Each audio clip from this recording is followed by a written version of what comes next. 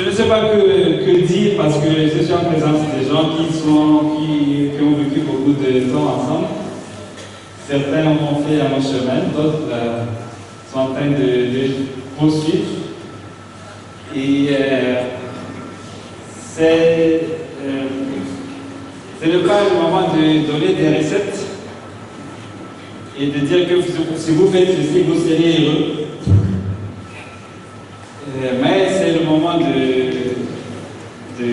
même de prendre des décisions aussi, parce que le cœur est un peu chaud avec les rangs que nous avons avec la nouvelle année. Et ça nous donne beaucoup de bouffées d'oxygène, beaucoup de nouveaux départs, beaucoup de nouvelles décisions. Et il faut enterrer l'âge de guerre pour certains. Et se vêtir donc de la vie de la réconciliation du Parlement. Mais j'aimerais quand même, lorsque Marie m'avait demandé de dire quelque chose, je me suis dit, est-ce que c'est libre à l'orateur de dire ce qu'il pense, ce qu'il a dans son cœur, ou bien s'il y a un terme spécial? Bon, elle n'a pas tellement répondu, elle a dit, j'ai lu mon mail, elle a dit, je vais t'écrire, et ça fait longtemps qu'elle n'a pas écrit. Donc j'ai dit que ça c'est donc un moyen pour moi de dire ce que moi je pense, ce que je pense dans mon cœur. Voilà. Lorsque moi je réfléchis à mon mariage, j'ai vécu 10 ans maintenant avec ma femme qui s'appelle Ruth. Et je vais partager quelques pensées par rapport pas à nous c'est pas important, nous ne sommes pas trop importants, mais c'est par rapport à comment nous allons faire ensemble, si on veut refaire la vie, qu'est-ce qu'on pourrait faire mieux? C'est ça. D'abord pour moi le mariage, j'ai lu des livres de Gary Chapman, et puis il y a quelques que nous connaissons tous comment il est, un spécialiste des relations conjugales, et d'autres aussi. Mais ce qui m'a fait, je vais dire quand même 4 choses. La première chose c'est, le mariage c'est quoi? Pour vous le mariage c'est quoi? Si on peut définir le mariage, c'est quoi? Et j'ai réfléchi, j'ai partagé avec ma femme ce matin aussi. Je dirais qu'il y a un conflit entre le mariage contrat et le mariage alliance. Vous connaissez bien. J'ai prêché avec des couples mariés. Le contrat, c'est quoi? Ça, c'est le contrat. Quand on a un contrat, c'est pour être, quelqu'un disait, c'est pour être rompu. Le contrat, c'est pour être rompu, c'est pour être résilié. Et si j'ai un mariage contrat, la tendance serait donc que, bon, si ça ne marche pas, je vais rompre. C'est basé sur la négociation. C'est basé sur les accords, sur des conditions. C'est lié avec le temps aussi. Un contrat est temporaire. Mais quand on réfléchit, c'est vrai qu'il y a dans le mariage des aspects légaux où on peut vivre ce contrat-là. Si tu fais ceci, moi je ferai ceci. Si tu couches les enfants, moi je vais faire la vaisselle. Si tu prépares, moi je fais ça. C'est des petits contrats à l'intérieur du mariage. Mais ce n'est pas de cela dont il est question. Mais c'est l'idée même, la grande idée du mariage, c'est quoi? Est-ce que c'est donnant-donnant? Est-ce que c'est quoi? Mais dans le mariage contrat, je me suis dit, je suis resté peut-être longtemps dans ce mariage-là. Lorsqu'on réfléchit maintenant, j'ai donné des cours sur l'alliance, donc j'ai pensé un peu à c'est quoi le mariage? Quand on parle de mariage, alliance. L'alliance, c'est quoi? L'alliance, dans la Bible, elle revient, c'est Bérit en hébreu, revient plusieurs fois. Le concept que Dieu même a forgé. Et la première fois que ce terme revient dans la Bible, c'est lorsque Dieu parle avec Noé. Noé, Genèse chapitre 6, le verset 18. Et là, Dieu dit, je établirai mon alliance avec toi. Et plus tard, nous lisons que c'est Dieu qui prend l'initiative. Dans une alliance, il ne pose pas de conditions. Si tu fais ceci, je ferai ceci. Non. Je rétablis mon alliance avec toi. J'établirai mon alliance avec toi. La même chose lorsque nous lisons certains textes bibliques, on parle d'Abraham, Genèse 17, où Dieu établit son alliance avec Abraham. Il n'a rien pas demandé à Abraham quel est ton avis. Qu'est-ce que tu en penses? Il dit, je ferai mon alliance avec toi. Plus tard, lorsque nous lisons le fameux texte de 227, où il est question de Dieu qui fait alliance avec David et toute sa descendance. Une alliance messianique. Et là, le texte est assez même provocant pour certains parce que là, Dieu dit, même si tu pêches, je le pardonnerai et je ne le frapperai pas comme je frapperai les autres. Parce que Dieu fait donc alliance, il ne pose pas de conditions. Parce que c'est lui qui prend l'initiative. Et ça, dans le texte biblique, l'alliance, il y en a ceux qui pensent que l'alliance est une obligation, auto-obligation. C'est Dieu qui s'oblige lui-même, c'est Dieu qui n'a pas quelque chose qui est plus grand que lui, qui s'oblige lui-même lorsqu'il dit les choses et il le fait. Mais l'alliance ne se limite pas seulement à la relation entre Dieu et les hommes, mais aussi entre les hommes aussi. Il y a des hommes, la relation entre les hommes, nous connaissons l'histoire de Jonathan et de David, même si les homosexuels sont très clairs là-dessus. Mais c'est une... je ne suis pas pour ça. Mais Dieu dit, Jonathan, il est écrit que Jonathan aimait David comme son ami.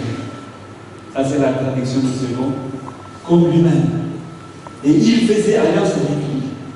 Et il lui donna le meilleur de lui-même, c'est-à-dire son armure, son arc, sa tunique, son épée.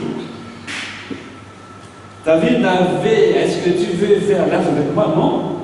Mais, avant de faire l'alliance, Jonathan aimait David. Et nous lisons aussi l'histoire de Ruth. Ruth, que nous connaissons. Au chapitre 1, nous lisons cette histoire de Ruth. Lorsqu'après la mort de tous ses enfants, de mari, il restait donc Ruth et Naomi. Ruth, c'est ma femme aussi.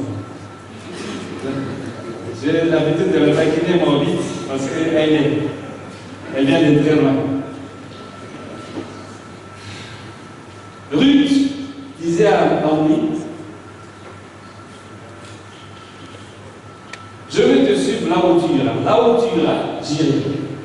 Là où tu habiteras, j'habiterai. Là où ton Dieu sera mon Dieu.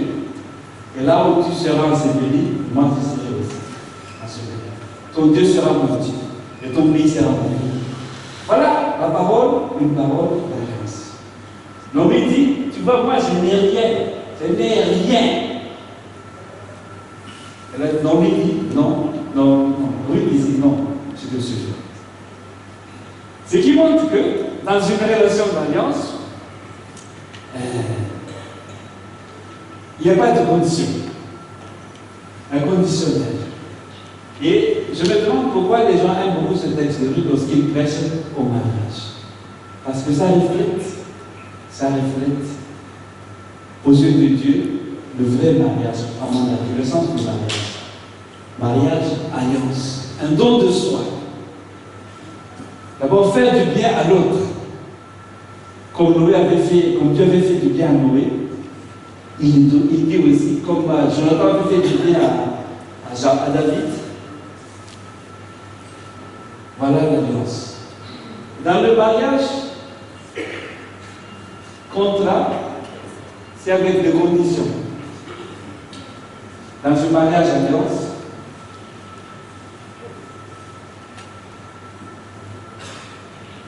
c'est le don de soi, le meilleur de soi-même. Et voilà ce que moi réfléchis un peu à notre mariage, à ma femme et à moi. Souvent, on peut tomber dans le mariage. Aujourd'hui, le chemin nous apprend les contrats donnants, gagnant-gagnant. On est formaté par cette culture. Mais là, le mariage, dans le mariage alliance, on donne. On se donne à cœur et tout son être. Et je pense qu'il n'y a pas d'attente en retour.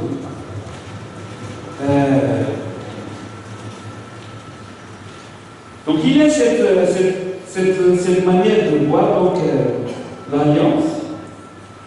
Et dans notre mariage, c'est bien de revenir sur ces aspects pour nous rappeler que nous ne restons pas dans le mariage contrat, parce que ça c'est la source du divorce. Ça c'est temporaire. Ça vous fait malheureux. Ça vous rendra malheureux. Le mariage, alliance, c'est le mariage, engagement, don de soi, recherche du bonheur de l'autre. Et c'est ça ce que Dieu veut dans un mariage. Il y a, je m'excuse, j'ai noté quelque chose pour que je n'oublie pas. Un mariage, un mariage contrat compose des dispositions pour être brisé. Une alliance est durable. Ça même, il y a dans le texte biblique même, alliance perpétuelle, alliance définitive, alliance qui dure, qui va même au-delà de la mort. Un contrat est un accord bilatéral, mais une alliance, un mariage alliance, est trilatéral. Il y a toi, il y a ton épouse, il y a Dieu. Un contrat prévoit des dispositions de résiliation. Au cas où il y a séparation, on fait ceci. Une alliance est faite pour la vie. Toute la vie. Et c'est là ce que nous faisons jusqu'à ce que la mort nous sépare jusqu'à qu'il fait froid, qu'il fasse chaud, qu'il fasse froid. Je t'aimerai dans la neige ou bien sous la pluie. C'est comme ça, non? Un contrat, il y a ces droits qu'on protège. Dans une alliance, on cède ses droits à Dieu pour chercher le bonheur de l'autre. Le contrat est initié dans un esprit de bonne foi. Une alliance est initiée dans l'amour. Voilà à peu près ce que moi j'ai pensé pour cette première partie. La deuxième chose que j'aimerais dire, c'est qu'est-ce que je peux faire pour améliorer mon mariage? Et j'ai demandé à ma femme, est-ce que tu as des objectifs cette année? Oui, moi-même personnellement, oui, elle a dit. Et pour notre mariage, on va réfléchir ensemble. Parce qu'un foyer qui n'a pas d'objectif persévère. Alors que Dieu nous demande d'aller, de progresser. Il peut y avoir des changements, mais les changements sont aléatoires. Mais les objectifs, c'est orienté vers le but. Vous voyez votre progrès.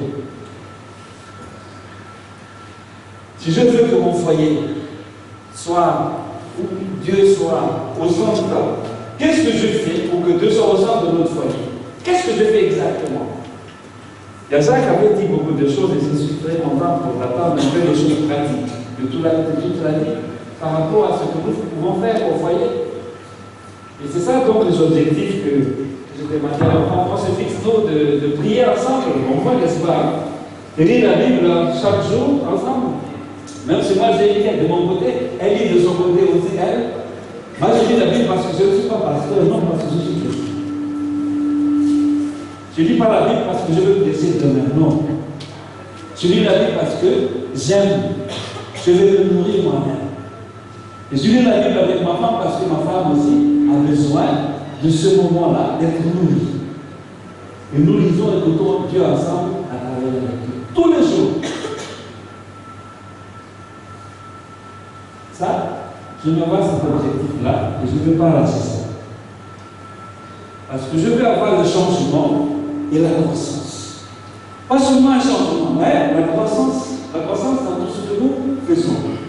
Sur tous les plans, n'est-ce pas? Et quelqu'un qui posait la question, mais un pasteur qui disait, ma femme m'avait demandé, était venue me voir pour dire, il manque l'intimité chez nous, dans notre foyer. Je sens qu'on n'est pas très intime, on n'est plus très intime.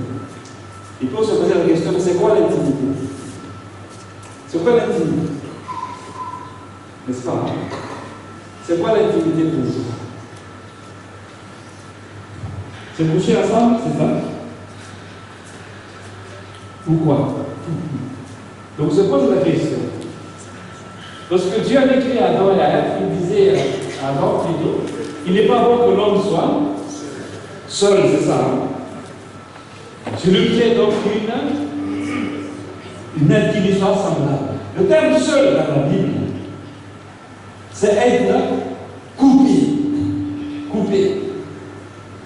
mis à part. C'est-à-dire que, voilà, coupé, incomplet. C'est ça le seul. Et c'est le même terme. Seul qu'on utilise pour Dieu. Il est un. Il est coupé, il n'est pas comme nous, les hommes. Il est coupé de nous. Mais pour Dieu, c'est bon, mais pas pour l'homme. Parce que l'homme est coupé. Nous avons besoin d'une aide semblable. Et puis je lui ferai donc une aide semblable. Et voilà, donc ils seront une seule. Donc l'intimité, c'est être là et deux. Seul, une seule chair. C'est unité. Sans mélange ni distinction. Sans mélange, mais unité dans la diversité. Et voilà à peu près ce que c'est l'intimité. Trouvez cette intimité-là dans la communication intellectuelle, intimité dans la communication, intimité aussi sociale, dans les discussions qu'on se donne. Il y a des couples qui n'arrivent plus à se communiquer. C'est ça, hein?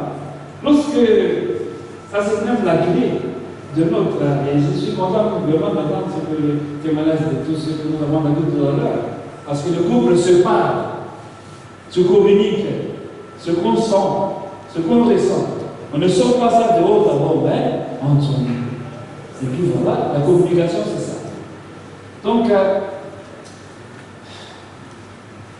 il y avait une histoire qui me fait rire lorsque j'ai lu des livres de Chapman qui disait que il y avait un pilote, quelqu'un avait un pilote qui racontait une histoire. Un pilote, n'est-ce pas? Hein? Il est pilote et lorsqu'il est pilote, 3 jours il est dehors et 3 jours il entre à la maison. Et chaque fois qu'il entre à la maison, sa femme lui pose la question. Comment ça maman? Comment ça ma femme? Bien. Comment ça va? Bien. Et sa femme? À ce niveau de communication, sa femme s'était fâchée. Tous ces 3 jours que tu passais dehors, tu dis seulement, ça va? C'est tout ce que tu as dit. C'est tout ce que tu as me dit. Sa femme se fâche. Ça, c'est le niveau de communication qui tue le foyer. Il faut aller à un autre niveau de communication où on peut se partager ce qu'on ressent, avoir tous des couples pour l'encouragement, pour nous de se parler de ce que nous ressentons vraiment au fond de nous-mêmes, des choses essentielles. Grandir, moi je veux grandir dans la communication avec ma femme. Pas seulement communication superficielle comme comment ça va et tout ça, mais communication où je me sens accepté dans mes idées, dans mes sentiments. Si j'arrive à cela, ça c'est la vitesse supérieure. Je vais avoir ça dans ma vie. Communication. intimité. C'est ça, hein? Intimité. L'intimité, c'est lié à la communication. Bon, souvent on parle d'intimité sexuelle aussi, n'est-ce pas? La sexualité, lorsque Marie, je me disais le texte qu'elle avait proposé, c'était, moi j'ai dit, ce texte-là, ça parle beaucoup de sexualité. Est-ce que je peux en parler aux autres là-bas? Je me sens un peu gêné, j'ai dit à ma femme, est-ce que je peux en parler? De parler de la sexualité devant mes frères et sœurs en tant que pasteur, tout ça. Non, parce que c'est Dieu qui a créé le sexe. Vous savez pourquoi? Parce que même, j'ai pitié de mon frère qui avait été marié, qui partit juste quelques jours avant l'heure. Parce que dans la Bible, au Deutéronome, la lune de miel, c'est 1 an. 1 an! 1 an, tu te maries et tu reçois de la part de Dieu une année sabbatique pour connaître ta femme 1 an. Pendant 1 an. Tu ne fais pas le service militaire et tu ne travailles pas. 1 an. Ça, c'est la valeur que Dieu donne à l'intimité du couple.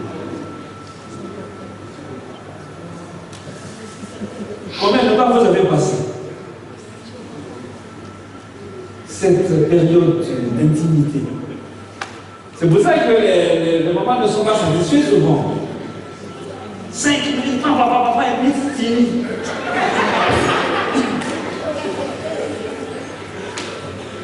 C'est ça, non?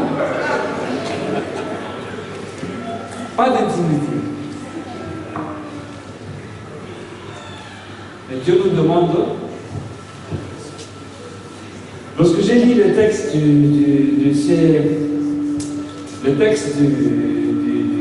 de Cantique des Cantiques, comment la femme avait jonglé avec son mari. Il l'avait torturé. Il l'avait torturé. Elle l'avait torturé. Lui voulait coucher avec lui. Pardon. Lui voulait coucher avec elle, mais elle fouillait. Vous comprenez ça? Ça, c'est l'histoire de Cantique des Cantiques. Il se cachait. Je le cache. Jusqu'au chapitre 8, où nous lisons, la femme l'amène à la campagne. Parce que si je couche avec toi dans ton palais, il y a trop de femmes là-bas. Ça, c'est le texte de Cantique des Cantiques. Au palais, toi, Salomon, avec le roi, tu as beaucoup de femmes. Moi, je vais être pour toi, que ce soit avec toi et moi seul. Allons-y dans la campagne. Chapitre 8. Lisez ça. Dans la campagne, on va goûter avec beaucoup de langage poétique, là, romantique, sentimental, pardon, avec tout ça. Allons-y. Je vais être seul avec toi, ne pas être dérangé. Toi et moi. Seul. Voilà l'intimité. Salomon voulait l'amener au palais. Non, moi je marche pas. Moi, c'est toi et moi seul. Voilà l'intimité. Nous perdons souvent l'intimité avec les promiscuités, hein, c'est ça. Hein? Avec les cousins, 18 cousins. Comment tu peux vivre ça?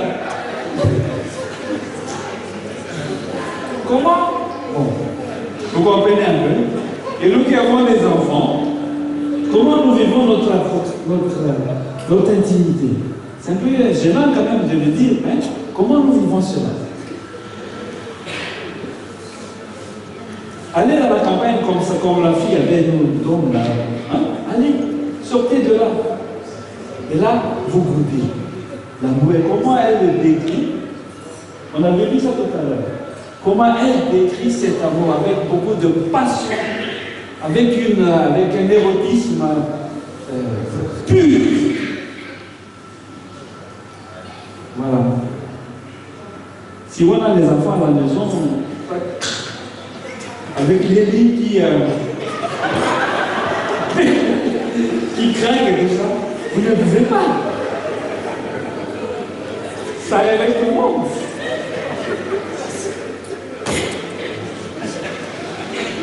Mais L'intimité dont parle le cantique des cantiques, c'est ça. Aller à l'écart. Aller à l'hôtel. Aller en vacances. Aller au village. Là où vous êtes seul. Moi et ma bien-aimée. Moi et ma bien-aimée. Voilà l'intimité. Il faut créer cela. Voilà l'intimité sexuelle, mais ce n'est pas l'endroit seul. C'est aussi, il faut qu'il y ait l'harmonie entre les couples, c'est ça. Si on se bat toujours, il ne peut pas avoir une harmonie sexuelle. Si on n'est pas d'accord. Et voilà l'alliance. C'est que moi j'aime avec l'alliance, je m'arrête par là. C'est que dans l'alliance, il y a pardon et confrontation. Les enfants d'Israël n'étaient pas toujours fidèles. Non. Mais Dieu les confronte. Il y a confrontation et pardon.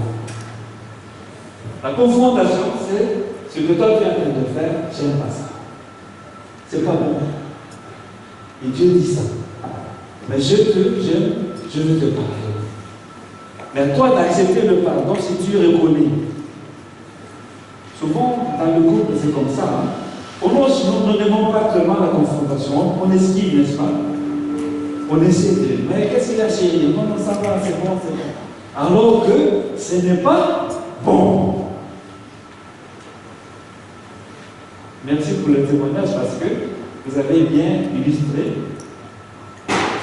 ces dilemmes-là que nous tous serons. Quand il y a quelque chose qui ne va pas, qu'est-ce qu'on fait?